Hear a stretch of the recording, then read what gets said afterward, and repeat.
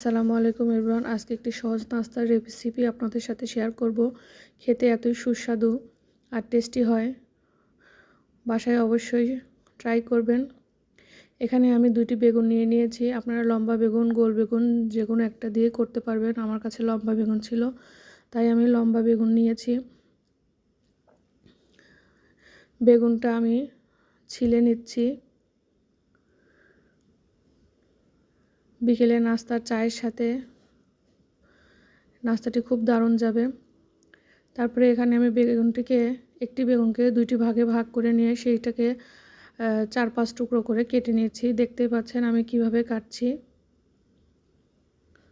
যেটি একটু মোটা সেটাকে 5 টুকরো, আর যেটি একটু চিকন সেটাকে 4 টুকরো করে কেটে নিয়েছি।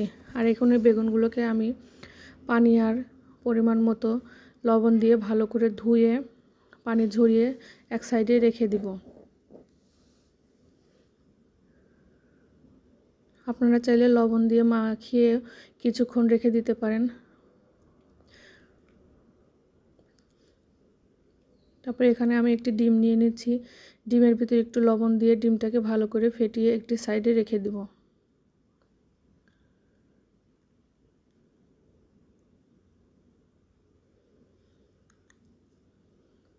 এখানে আমি হাফ কাপ পরিমাণ ময়দা নিয়ে নিয়েছি। তার সাথে কিছু শুকনো মশলা যেমন জিরের গুঁড়ো, ধনিয়ার গুঁড়ো আর মরিচের গুঁড়ো দিয়ে ময়দাটাকে ভালো করে মিশিয়ে নিব।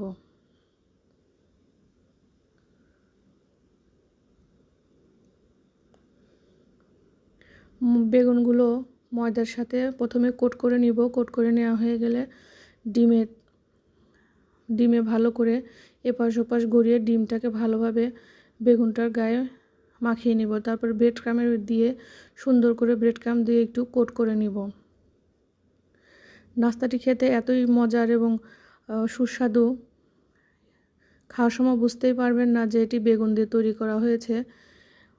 খুবই সুস্বাদু, ভেতরে তো প্রচুর পরিমাণে সফট আর উপরে ক্রাঞ্চি। তেলটাকে আমি মিডিয়াম হিটে গরম করে নিয়ে তাতে বেগুনগুলো একটি একটি করে দিয়ে দিলাম, আর খুবই মিডিয়াম হিটে এটিকে ভেজে নিব।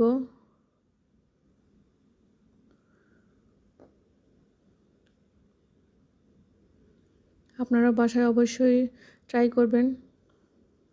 ট্রাই করলে আমাকে অবশ্যই কমেন্ট বক্সে জানাবেন কেমন হয়েছে খেতে। আশা করি আপনাদের কাছে রেসিপিটি খুবই ভালো লাগবে। খুবই সহজ জলদি একটি নাস্তা। আর আমার পেজটিতে লাইক, কমেন্ট, শেয়ার দিতে ভুলবেন না। আমার চ্যানেলটিকে অবশ্যই সাবস্ক্রাইব করবেন। আল্লাহ হাফেজ।